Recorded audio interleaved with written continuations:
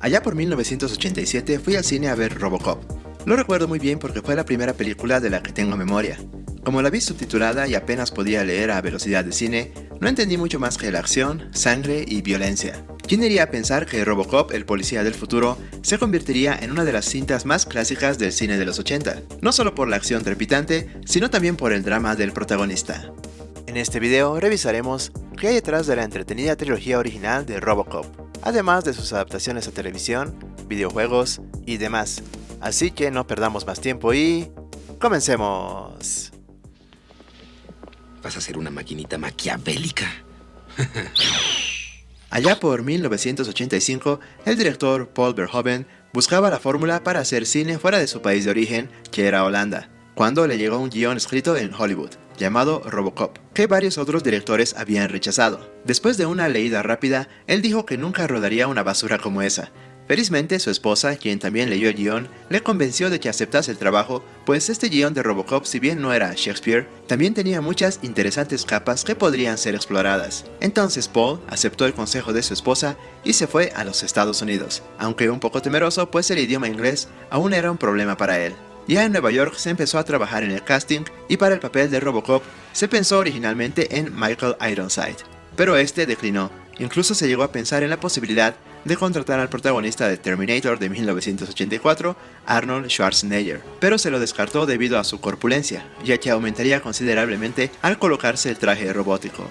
El actor que necesitaban para el papel de Alex Murphy y Robocop debía tener una complexión delgada.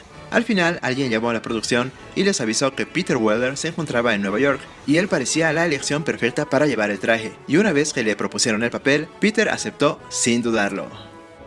Cuando Peter se hizo con el papel de Robocop, su preocupación principal era cómo debería caminar un cyborg, pues asumía que sus movimientos, al ser avanzados y robóticos, deberían ser rápidos, sobre todo cuando tuviese que enfrentarse a sus adversarios. En el primer día de prueba del traje, Peter tardó 9 horas en ponérselo completo. Luego con el tiempo ya le tomaría como 2 o 3 horas, pero aún así Peter se desanimaba porque no podía moverse cómodamente. Además, las altísimas temperaturas en Dallas, donde se rodó la película, convertían el interior del traje en un verdadero horno. Además, las risas y las burlas de sus compañeros de rodaje le hicieron sentirse imbécil, así que cierto día se negó a continuar con el proyecto. Esto supuso una pequeña gran emergencia para la producción, pues no podían prescindir del actor ya que el traje estaba hecho a su medida y nadie más podía vestirlo. Tras hablar con Money Yachim, el encargado de ayudarle en su preparación para el personaje, Peter encontró la forma de sacarle provecho a la armadura y a la difícil movilidad. Esto con movimientos robóticos que un mimo le había enseñado.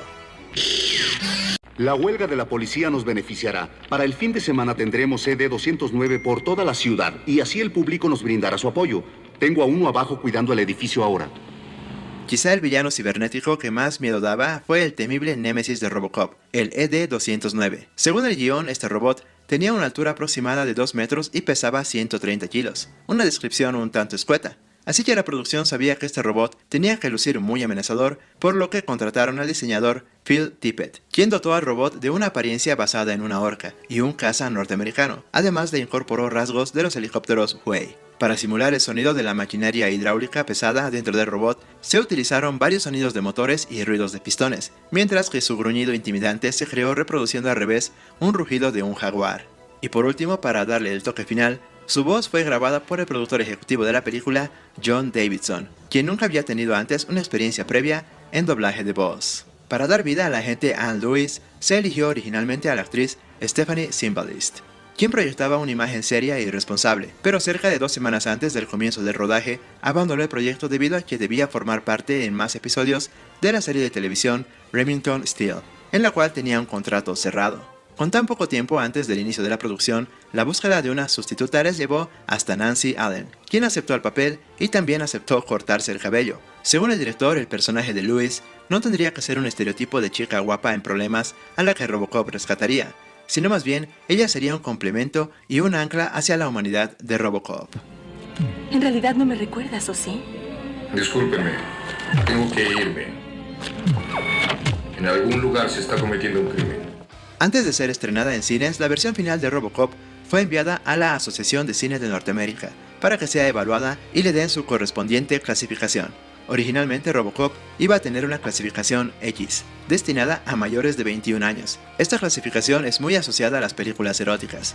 Por esa razón, Orion Pictures tuvo que recortar algunas escenas, como también algunos detalles de la muerte de Alex Murphy, aunque otras escenas por suerte también las dejaron intactas. Por ejemplo, la escena en la que Emil sale de la furgoneta completamente deformado, tras ser bañado en un tanque de ácido tóxico y para después morir atropellado, iba a ser eliminada originalmente de la película, pero la productora decidió mantenerla porque la secuencia fue la mejor valorada en los pases de prueba. Y bueno, por último, ¿a quién se le ocurrió la idea de este robot policía al que todos rechazaban? Pues bueno, Ed Neumeyer trabajaba como ejecutivo en Universal Pictures, y cansado de producir ideas que no le agradaban del todo, decidió lanzarse como escritor. Cierto día Ed se cruzó con su amigo Michael Miner, y le comentó que quería escribir un guión, a lo que Michael le dijo que por qué no escribía sobre un robot, pues a él le encantaban. Lo malo fue que ambos tenían diferentes ideas sobre una película de robot. Mientras que Ed quería centrarse en un robot policía fabricado desde cero, a Michael le atraía la idea de un super policía, que tras sufrir un accidente, le conectarían unos implantes que aumentarían sus capacidades.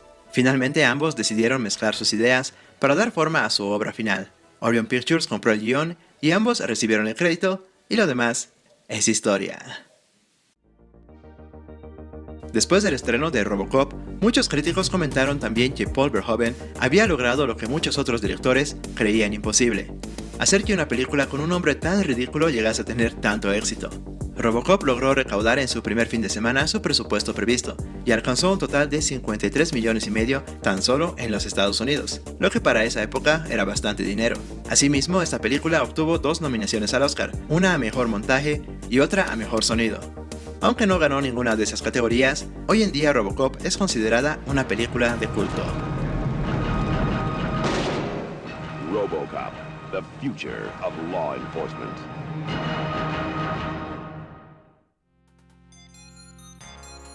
En 1988 se lanzó un videojuego para las salas recreativas y unos meses después aparecieron numerosas versiones para computadoras domésticas y consolas de videojuegos. Entre las versiones más populares están las de Nintendo NES y de la Game Boy, pero la versión de ZX Spectrum de Robocop logró un gran éxito en la crítica y fue uno de los juegos más vendidos de todos los tiempos en esa plataforma. Además, fue el número 1 en las listas de ventas durante más de un año, entre abril de 1989 y febrero de 1991. En su momento, este juego ocupó el 9º lugar dentro de los mejores juegos de todos los tiempos.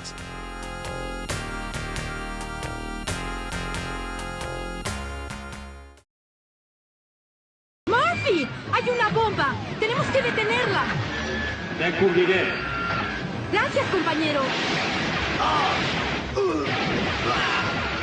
Es increíble pensar cómo es que los productores de la película pensaron que Robocop sería una buena idea para los niños, a pesar de que la película tiene una dirección muy sangrienta y no apta para los más pequeños, donde podíamos ver el uso de armas, drogas y, bueno, violencia ilimitada. Pues bueno, esto se debe a que después de su lanzamiento en VHS, Robocop se hizo muy popular entre los niños que vieron esta cinta en casa, a pesar de que no era apta para menores de 18 años. Entonces, estas noticias llamaron la atención de los productores, que vieron el potencial del personaje. La serie fue producida por Marvel Studios y se elaboró a partir del material de origen, una tendencia que se mantuvo para otras series como Rambo. Para la dirección del proyecto se contó con Tony Love, un director de animación que también dirigió series como Las Tortugas Ninja y Superman. Obviamente, para la adaptación al formato animado se hicieron algunos cambios. Entre los más notables tenemos la eliminación de armas y balas, sustituidas por armas láser, bajo un escenario más de ciencia ficción. Además, el visor de Robocop lucía un punto rojo que lo encontraba algo raro, pero fue una decisión de los animadores. Todo está bajo control. La serie de Robocop fue un movimiento algo arriesgado, pues como cualquier otra producción se espera que gane dinero. El show solo tuvo una primera temporada de 12 episodios, y a medida que la serie se fue haciendo popular, se sabe que se pensaba hacer un 13º episodio, para enganchar a la audiencia. Pero la producción de Marvel usó el capital de ese 13º episodio para producir el piloto de los X-Men, así que podríamos decir que Robocop fue quien dio paso a la famosa serie animada de los X-Men de los años 90. Él es otro nuevo miembro, se llama Aguja Dinámica. Hola, muñeca. ¿Quieres una fruta? Como lo dije, la serie de Robocop no fue ampliamente distribuida en su momento, y en varios países de América Latina fue transmitida cuando llegó Robocop 3 a las salas de cine en 1993. Si bien se mostraba como Alex Murphy se convierte en Robocop, la escena de su muerte no fue adaptada por obvias razones. Después de ser mortalmente herido en el cumplimiento de su deber, el oficial Murphy es reconstruido por la OCP con partes cibernéticas a prueba de balas.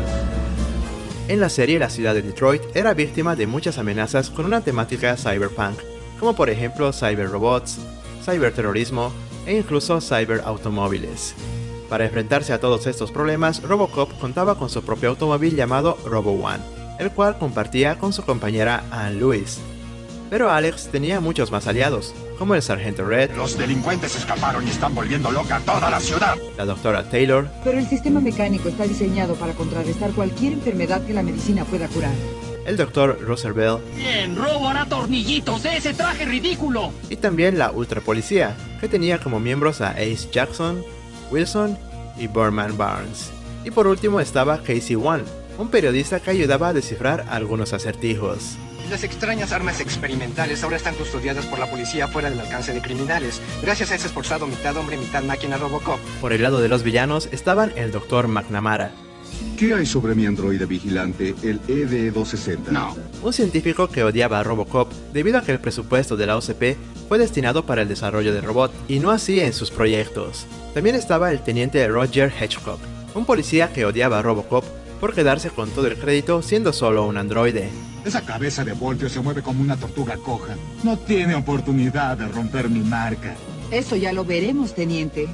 Y también habían otras bandas criminales como la Hermandad, los Vándalos, el Arquero, y como enemigos robóticos estaban el famoso modelo ED-260, el X-376, el AW-7 y la Devastadora.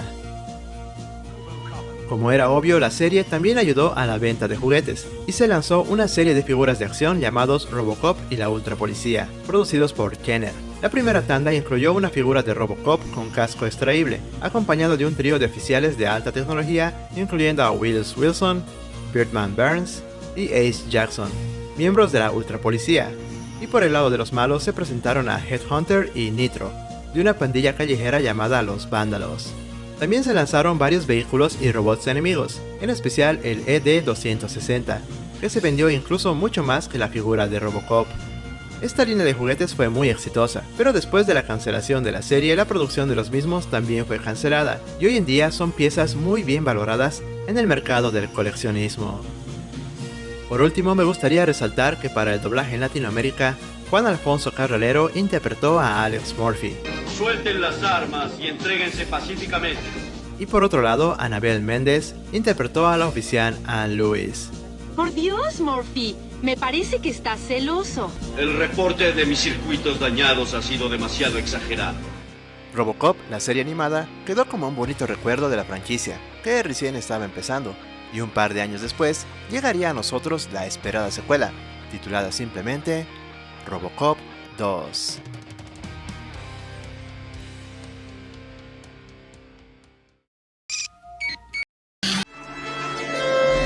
Damas y caballeros, con gran placer les presento a Robocop 2.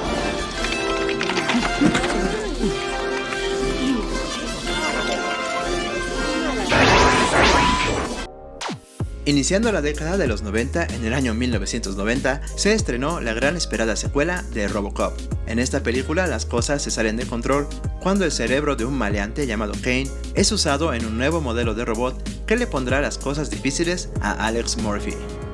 Para escribir el guión de Robocop 2, se contrató al escritor de cómics Frank Miller, quien escribió un guión original para esta secuela, pero luego de leerla, el estudio la consideró infilmable, por lo que fue necesario reescribirla haciendo algunos numerosos cambios. En ese entonces Frank se estaba haciendo campo en Hollywood y Robocop 2 era su gran oportunidad para meterse en el medio, por lo que metió en su guión muchísimas ideas, las cuales lamentablemente fueron desechadas. Aún así, Frank tiene un cameo como un productor de drogas llamado Frank. Pero bueno, para rodar esta secuela se contactó al director de televisión Tim Hunter, pero durante los primeros días de rodaje, él dejó el proyecto, por lo cual los productores decidieron llamar al dios de las segundas partes, el director Irving Kirchner, quien había demostrado ser un buen director de secuelas de proyectos exitosos, pues solo 10 años antes dirigió El Imperio Contraataca, la cual es valorada actualmente como la mejor secuela de todos los tiempos. La secuela de Robocop para Irving trataría del crecimiento de Robocop y de cómo Murphy se transformó de un producto corporativo a un humano de nuevo. Sin dudarlo, la producción creyó que Irving sería el indicado para este trabajo. Sin lugar a dudas, la armadura robótica de Robocop es increíble, y también es muy icónica que cualquiera puede reconocerla en un instante, aunque durante el rodaje de la primera parte el actor Peter Weller encontró el traje muy restrictivo pues le impedía moverse con facilidad. Para Robocop 2 se hizo una nueva armadura, esta vez hecha completamente de fibra de vidrio, la cual hizo el traje un poco más metálico y liviano, y esto ayudó a Peter a moverse con más facilidad. Sin embargo, algunos encontraron que el traje de Robocop 2 es menos realista que el de la primera película, debido a que el traje tenía un tono azul demasiado fuerte para algunos fans. Según el director, este tono azul del traje evocaría la tranquilidad que Robocop sentía hacia sí mismo después de la primera película, aceptando su lado humano y su lado robótico. ¡No es mía, amigo! ¡Ya te dije! ¡Estoy limpio! ¿Dónde la fabrican? A pesar de que la película está ambientada en Detroit, Robocop 2 en realidad fue filmada en Houston. Algo similar pasó en la original, que fue filmada en Dallas. El director dijo en una entrevista que le gustó Houston porque era un lugar muy tranquilo para filmar, y también dijo que la lluvia y la nieve podrían verse en la película si era el caso. Muchas de las escenas de Robocop 2 necesitaron locaciones interesantes, como la municipalidad de Houston, que fue usada como las instalaciones de la OCP. Las escenas filmadas de presentación de Robocane fueron filmadas en el teatro del distrito de Houston. Y otro ejemplo también es el almacén donde Kane y su banda producían la droga llamada Nuke. Esa escena fue filmada en un hospital abandonado. Estos cambios de locación hicieron que el Detroit que se ve en esta película se vea mucho más limpia, amplia y menos terrorífica que en la primera parte. Así como el Robocop original, Robocop 2 tuvo sus propios videojuegos lanzados en diferentes consolas. Una de las primeras versiones salidas al mercado fue la de Nintendo. Si bien es un gran juego, no tiene mucho que ver con la película, pues hay niveles que nunca aparecieron en la misma. De todos modos, la pelea final se sentía súper épica. Pero si no tenías Nintendo, también salió una versión para las maquinitas de arcade, la cual en mi opinión es mucho mejor, pues el juego sigue la trama de la película con emplazamientos y enemigos reconocibles para aquellos que hubiesen visto el film. Además que es muchísimo más divertida, pues se puede jugar con un amigo y tener que controlar a 2 Robocops para acabar con los malos en niveles super variados, tales como el de la moto, que es uno de mis favoritos. ¡Atrás!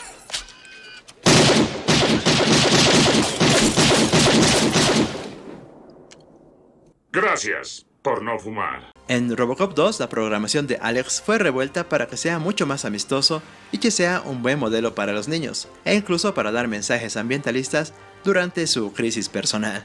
Hay una escena memorable donde Robocop dispara a un transeúnte que está ahí con su cigarrillo, diciéndole que gracias por no fumar.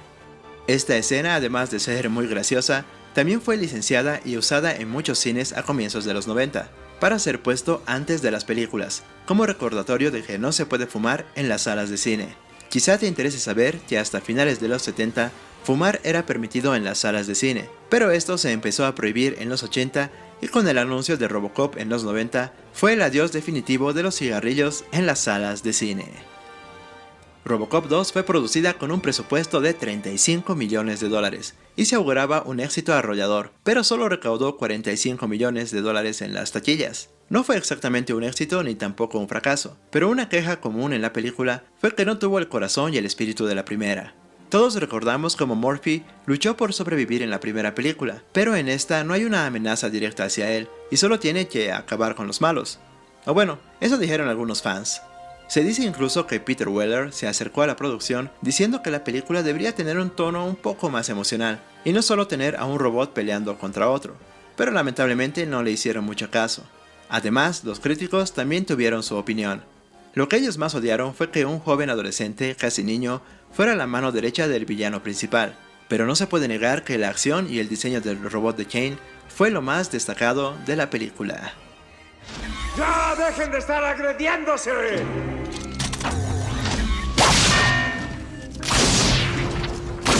Como en todas las películas, Robocop 2 también tiene sus escenas borradas. Algunas de estas incluían una escena extendida con el equipo de béisbol de niños que robaron la tienda de electrónicos, donde Robocop los deja escapar y entonces el dueño de la tienda se vuelve loco y le reclama a Robocop. Entonces Robocop estrangulaba al dueño de la tienda. Sin duda esta escena nos hubiese hecho pensar que Robocop era muy imbécil. Pero no todos son escenas malas. Hay otra escena donde se ve a Robocop observando a una mujer en la ducha en la estación de policías. Esta escena, en mi opinión, debería haberse dejado, pues tal vez nos hubiera mostrado que Murphy ya no era un robot, sino una persona con deseos e instintos. Pero bueno, hay otra escena donde veíamos un reporte de noticias en el cual se explicaba que la OCP quería tomar el control de la ciudad. Dar vida al monstruoso Kane fue todo un reto para el equipo de efectos visuales. Según el guión, el robot era mucho más grande, tenía muchas armas y además era muy veloz. Un total de 9 equipos, que sumaban en total 56 animadores, fueron requeridos para realizar todo el trabajo necesario desde el diseño, animación y montaje del temible robot. En cuanto al diseño, se trató de darle a Kane una apariencia de peso y poder, sin hacerlo parecer lento o torpe, pues se requería que cuando entrase en acción se moviese muy rápido, incluso más rápido que Murphy. Esto también obligaría a Murphy a humanizar de algún modo sus movimientos y estrategias. Robocop 2 originalmente iba a ser muy diferente, pues los guionistas de la primera parte, Edward Neumeyer y Michael Miner, escribieron un guión para una segunda parte, que se iba a llamar Robocop Guerras Corporativas. En esta historia, que nunca veremos en nuestra vida, Robocop sería disparado por un cañón dejándolo totalmente destruido, y sería revivido 25 años después. O sea, la acción se llevaría a cabo más o menos en el año 2015 o 2020, y esta vez la ciudad de Detroit sería una pesadilla total, degradante y totalitaria. En esta versión, Robocop incluso tendría una especie de interés romántico con una inteligencia artificial, y a la vez Murphy continuaría su viaje hacia su humanidad. Lamentablemente los dos escritores dejaron el proyecto, pues los productores no estaban muy interesados en una historia compleja, y es una lástima que no pudiéramos ver a Robocop 2 como lo pensaron los escritores originales. Pero no por eso se puede desmerecer el trabajo del director en esta secuela, que es muchísimo mejor que en la tercera parte.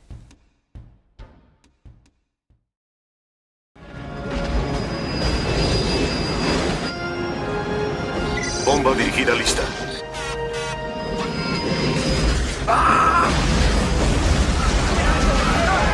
Tras el éxito en el público adulto con Robocop de 1987, el éxito en los niños con la serie de dibujos animados y el éxito en los adolescentes con Robocop 2, Orion Pictures pasaba por un mal momento económico, pues su división de producciones televisivas le había generado cuantiosas pérdidas, por lo que quería que el tono de Robocop 3 fuese más infantil, porque estaban sacando al mercado muñecos, dibujos y muchos otros materiales de merchandising del personaje, con el cual podrían recapitalizarse. Mercadotecnia. Por esta razón acudieron al director Fred Decker, quien era un fan declarado de la primera cinta. Originalmente Frank Miller había escrito el guión de Robocop 3, pero el estudio no estaba muy interesado en trabajar con aquel guión, pues seguía la línea de las cintas anteriores. Entonces Fred, el director, se ofreció a reescribir el guión adecuándose a los requerimientos de Orion Pictures y agregando lo que para él sería algo fresco en la franquicia: enemigos y peleas al estilo asiático. Como una tercera parte, Robocop tenía que evolucionar, no solo emocionalmente sino también estéticamente. Originalmente se planeó que Robocop tuviera un tanque volador completo, pero producir esta idea era demasiado cara. Luego se consideró rediseñar el personaje, por lo que se pensó mejor en agregar elementos nuevos a la armadura clásica de Murphy. Esos accesorios fueron un jetpack y una multiarma. Esta última estaba originalmente pensada para ser usada en Robocop 2, pero al final fue descartada. Pero para Robocop 3 se le incorporó inmediatamente y fue construida en tamaño real y era 100% funcional, pues el arma usada en el rodaje tenía incluido un lanzallamas y un lanzamisiles. Estos accesorios estaban hechos a una escala apropiada para que al filmarlos desde una distancia determinada resultasen efectivos y seguros para el equipo. Todavía detecto a 3.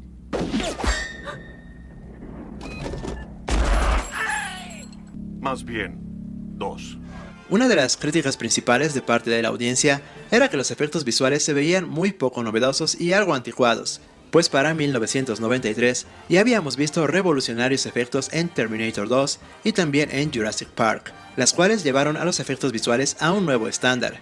Quizá no lo sabías, pero esto se debió a que Robocop 3 se rodó casi inmediatamente después de Robocop 2 de 1990, por lo que el corte final se obtuvo en 1991. Pero los constantes retrasos en distribución y la fecha de estreno llevaron al estudio a considerar estrenar la película directamente en formato casero. Pero felizmente la cinta llegó a los cines, pero en 1993, poco más de 2 años después de haber sido terminada, razón por la cual los efectos visuales y la cinematografía se sentían algo desfasados. Esta fue una de las causas por las que la película recaudó apenas $10 millones en los Estados Unidos frente a un presupuesto estimado de 22 millones. Después de quedar un tanto decepcionado con la evolución del personaje de Alex Murphy en Robocop 2, Peter Weller se negó a continuar interpretando al personaje para esta tercera parte, por lo que se hizo un arduo proceso de casting para encontrar a un nuevo actor que se anime a continuar con las aventuras del cyborg. Finalmente, Robert John Burke fue elegido para el papel, pero esto traería un par de problemas para la producción, ya que Robert era un poco más alto que Peter, y tuvo problemas al usar el mismo traje que Robocop había usado en la película anterior, ya que a él le resultaba un poco doloroso e incómodo. Además, ninguna de las piezas protésicas que se le aplicaban a Weller se pudieron usar con Robert. Esto debido a que este tipo de piezas suelen servir solo para la persona para la que se hacen originalmente, así que se tuvo que recrear todo el maquillaje desde cero. Pero también este detalle afectó un poquito a la trama de la cinta, pues para justificar el cambio en la cara de Robocop, se utilizó la excusa de que sufrió una reparación facial después de que unos punks le prendieran fuego al principio de la película, cosa que en el guión final no estaba escrito. El fracaso comercial y de crítica de Robocop 3 marcó el final de Fred Decker en la industria del cine, tras una corta trayectoria de 3 películas. Para cuando le ofrecieron dirigir Robocop 3, él era muy fan de la primera cinta, pero no contó con el desafío que sería cumplir las expectativas del público y al mismo tiempo entregarles algo nuevo. Años después del estreno de Robocop 3, Fred confesó que aceptó el trabajo solamente debido a su fanatismo. Y además dijo que sus intentos por agregar algo nuevo a la mitología de Alex Murphy fueron bastante frustrantes, pues él sentía que ya estaba completa desde la primera película, y no había ningún otro sitio donde la historia pudiera avanzar, y haber hecho Robocop 3 es algo de lo que sinceramente se arrepiente. Después de Robocop, el personaje más querido de la franquicia es Anne Lewis. Y si bien su muerte no tuvo el impacto suficiente en la trama, su deceso tenía una razón de ser, pues hacia el final de la cinta, Lewis regresaría como una especie de Robocop femenino, y ayudaría a Murphy a acabar con los 2 ninjas Otomo. Cuando se le comentó esta escena final a Nancy Allen, ella inmediatamente se negó a rodarla, pues creía que ella y Lewis ya habían concluido su trabajo en la trilogía de Robocop. Para la escena de la pelea final, después de la negativa de Nancy, se hicieron bastantes ensayos, pero el tiempo era tan apremiante a causa del poco presupuesto que la confrontación entre los 2 Otomos no pudo filmarse de una forma más espectacular, así que al final decidieron rodarla en una sola toma, pues la producción no contaba con más cámaras para cubrir la acción. Es por eso que uno de los momentos que deberían haber tenido mucho más acción en la película resultó ser un tanto decepcionante, sobre todo para los fans.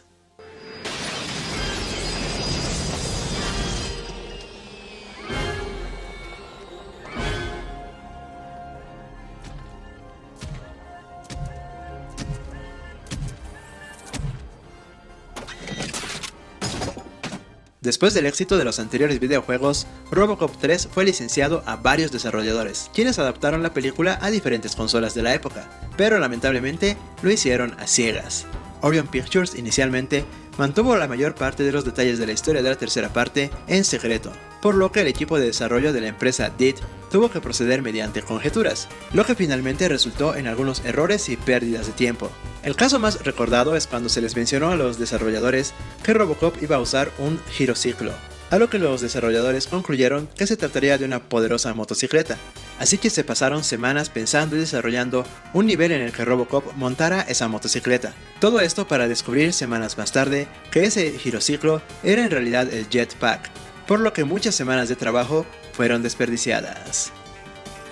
Después del estreno de la segunda parte, Pat Crowley, uno de los productores, pensó que al ser Robocop un cyborg que no envejece, sus películas podrían seguir y seguir, algo así como en las películas de James Bond, pero el reto sería hacer evolucionar al personaje, además que deberían haber cambios en su diseño para que tenga más flexibilidad en lo que pueda hacer, hasta llegar al punto en que Robocop pudiese correr a cientos de kilómetros por hora o incluso nadar en algunas situaciones. Esta sin duda es una idea por demás interesante, pero lamentablemente su visión de futuro del personaje nunca vio una luz verde. Robocop 3 fue la última esperanza de Orion Pictures para mantenerse vigente, pero lamentablemente esta fue su última película estrenada en cines, la cual fue un inocente cierre para una de las trilogías más recordadas por los niños de la época. Por esa razón estoy seguro que todos nos quedamos con ganas de más, y es por eso que en 1994 se lanzó una serie de televisión canadiense llamada simplemente Robocop la serie. ¿La señora Tolan llegó bien a su casa? ¡Ay, Dios! Esa mujer es la más despiadada, banal, vanidosa, egomaníaca que jamás he visto. Quería culparnos por el ataque. Es natural. Y tú, amigo, ponte alerta. Te tiene en la mira. Dijo que cree que eres simpático.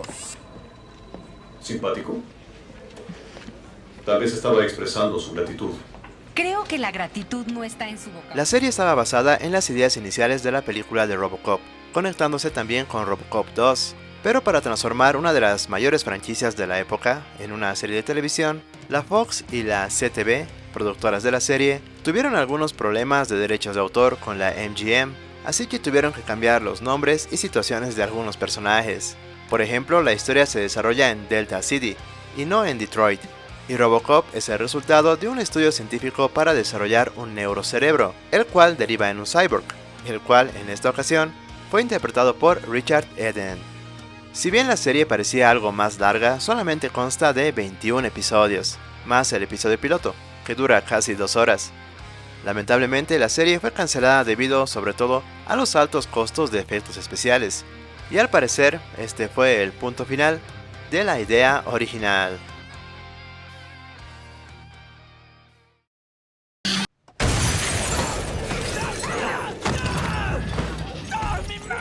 ¿Dónde está Anton Ballon? ¡Me rompiste la mano! Sé que me recuerdas, Jerry.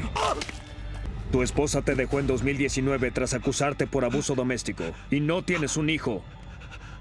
Pero yo sí.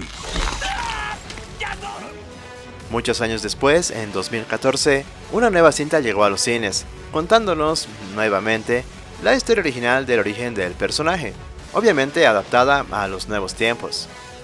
Protagonizada esta vez por Joel Kinnaman, iría a ser lanzada en 2010, pero tras una serie de atrasos y contratiempos, llegó recién en 2014. A pesar de que este remake tuvo una buena respuesta por parte del público, la productora esperaba un éxito arrollador, que no fue, y los planes de una secuela fueron cancelados. Más tarde se anunció que la franquicia volvería a reiniciarse en una película dirigida por Neil Blomkamp, la cual se titularía Robocop Regresa, y serviría como una secuela de la película original del 87, ignorando los eventos de las secuelas y el reinicio de 2014, pero hasta el momento de hacer este video, pues naranjas.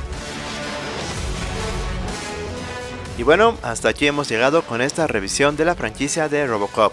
Como siempre espero tus comentarios que los leo todos, y si te gustó este video te recomiendo también el de los top villanos de Robocop, el cual dejaré por acá y en el primer comentario. No olvides suscribirte si no lo has hecho aún y recuerda no confiar en las corporaciones. Nos vemos en el siguiente video acá en Los 80s.